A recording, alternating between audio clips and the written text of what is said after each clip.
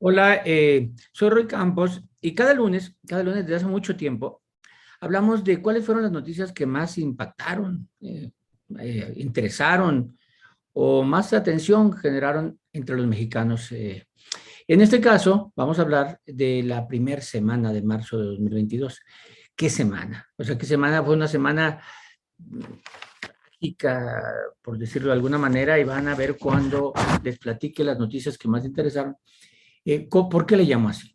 A ver, primero, la noticia que más me interesó se generó el fin de semana, se generó el sábado, en una violencia desmedida, impresionante, en el estadio de Querétaro, estadio de los Gallos Blancos de Querétaro. Una violencia donde vimos escenas impresionantes que no tienen nada que ver con el deporte, nada que ver. Ya se habían visto, ya había las porras normalmente, las barras que se llaman, se pelean, y ya se habían visto lesionados, ya no es la primera vez que ocurre. Pero lo que vimos en Querétaro fue de otra dimensión. Se habló primero que eran muertos, después la autoridad dijo no hay muertos, luego entonces no se le cree, que si la credibilidad, que si hay mafias ahí de huachicol, de crimen organizado. No faltaron los oportunistas que quisieron luego decir esto tiene que ver con que el PAN gobierna ahí. No, esto pasa en todos los estadios en México, hay alguna violencia. Habíamos tenido el caso en Monterrey, tuvimos casos, tuvimos en Ceú, en el Azteca. O sea, ha habido esto, no es predominante de un lugar. Esto pasa, esto ocurre. Hace poco vimos en Aguascalientes, ya has visto en San Luis Potosí. Eh, Hay un problema con la seguridad y la violencia que se está generando en los estadios, y yo sí soy de los que piensa que tiene que ver con la violencia que se vive en general verbal y físicamente en México. Hay un ambiente muy tenso, ¿no? Tan es así que cuando ayer se dieron a conocer las cifras, no faltó quien dijo, es que gobierna el PAN. Hubiera gobernado el PRI, Morena, o que hubiera gobernado ahí, esto está ocurriendo. Fíjese, hablamos entonces, uno, de la violencia en los estadios. Dos, masacre en Michoacán. El lunes nos amanecimos con las noticias de que el fin de semana de estos que aparentemente habían sido fusilados, y luego la explicación que no eran 17, coincidentemente el mismo número que se había manejado falsamente en Querétaro, que si no eran 17, el chiste es que no aparecen los cuerpos. Y luego vimos evidencias de que lavaban el lugar y la autoridad tardaba en llegar, y un desastre que solo evidencia que hay zonas del país controladas por el crimen organizado totalmente. Desde la prohibición de entrar a una localidad, que un grupo le tenía prohibido a otro grupo, o en una persona a otra persona, de que lo detectó que entró, de que fue el sepelio de la mamá, que los formó al contingente que venía, que disparan, que recogen cuerpos, que lavan cuerpos y que no aparecen los cuerpos. ¿Y la autoridad en qué momento aparece? Detectó, eran delincuentes conocidos, en qué momento detectó que iba a entrar, que podía haber estado en el caso es que ahí fue otra masacre, sin saber el número de muertos, por cierto, porque no aparecen cuerpos. Tres, el conflicto en Ucrania. O sea, que hubiera sido, yo creo, la atención sobre el conflicto de Ucrania, donde está habiendo muertos, con una cantidad de desinformación impresionante, de videos falsos, fotografías falsas, traducciones falsas, eh, interpretaciones del conflicto falsas. Solo hay que recordar que las guerras en general tienen que ver con el poder de los ya poderosos, ¿no? Por dinero, y no con la gente. Pero bueno, el caso ahí es que estamos viendo un conflicto bélico en Ucrania, que nos va a afectar a todos en el mundo, por cierto, ¿eh? Termine como termine, esto afecta al mundo. Y cuatro, asesinato de otro periodista en Zacatecas. Otro, y digo otro porque este año ha sido una tragedia para los periodistas, donde los periodistas desgraciadamente se han vuelto la noticia. Los periodistas no están para hacer la noticia, los periodistas son para generar, para investigar, para hacer, no para ser la noticia. Y este año han sido la noticia. ¿Por qué? Porque han sido asesinados, porque han sido amenazados, porque han sido presionados, porque han sido exhibidos, porque han sido atacados. O sea, los periodistas han sido la noticia y no es el papel del periodismo.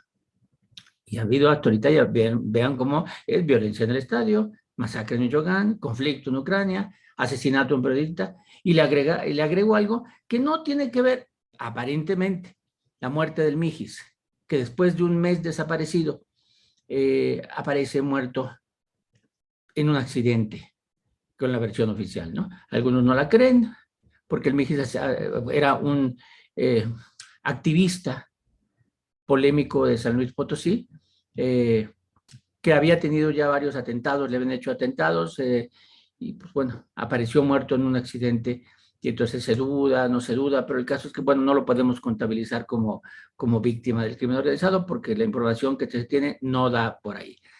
Pero seguimos con la revoltura de semana que tuvimos.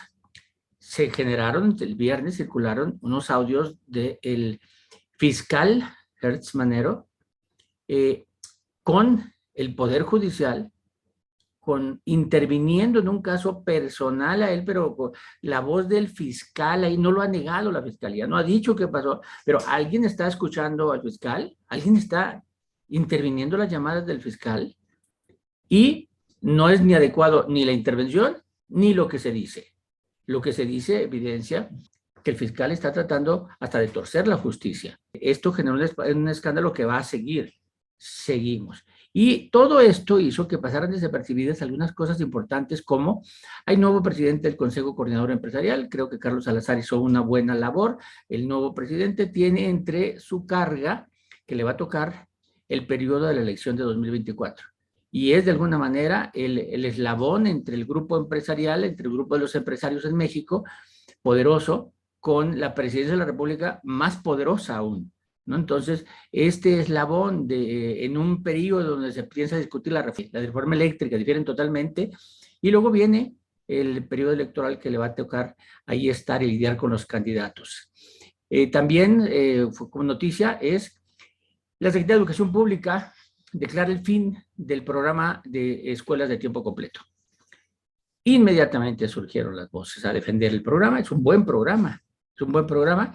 Tan es así que en el mismo Morena, Claudia Sheinbaum, la jefa de gobierno de la Ciudad de México, y algunos diputados dijeron que el programa tenía que continuar. Bueno, ¿qué hará el gobierno? ¿Se echará para atrás? ¿Se echará para atrás? ¿O no se echará para atrás? Hasta ahorita ninguno se ha echado para atrás. Esto es parecido a lo que pasó con las guarderías. Dijo, va para atrás, a pesar de que esté funcionando bien, tiene muchos beneficiarios, sobre todo madres trabajadoras, anunciaron su fin. Es un programa que viene de sexenios anteriores, por cierto, ¿no? Entonces eso tiene mucho que ver. Si lo hubieran creado en este sexenio, seguramente no lo acaban. Pero bueno, todo el país en semáforo verde, salvo un estado. Prácticamente estamos saliendo de la crisis, ¿no? No hemos salido de la pandemia, pero de la ola ya no estamos en la ola.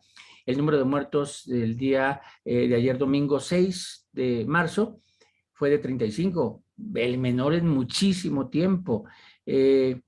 Hospitales ya no están saturados, y esto tiene que ver con que ya hay mucha población vacunada y mucha población al que ya le dio coronavirus, y también hubo alguna inmunidad que generan. Pero bueno, el caso es que todo el país es semáforo verde, estamos ya a punto de recuperar la actividad completa.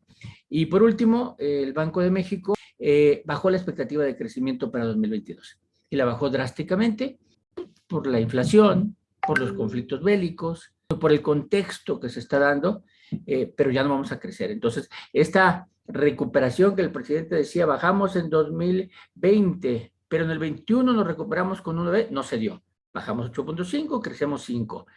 Eso que nos faltaba crecer, ¿podíamos crecer en el 2022? Para algunos sí, no. Y entonces el crecimiento va a ser más parecido a aquella tesis, aquel dibujo que tenía Arturo Herrero cuando era secretario de Hacienda, que era de ser una palomita, una caída drástica y una recuperación gradual. Creo que para allá vamos. En 2022 tampoco nos alcanzaremos a recuperar de la caída de 2020, y esperemos que después ya crezcamos muy rápido. Gracias, Roy Campos, con las noticias más importantes de la primera semana de marzo de 2022 en México.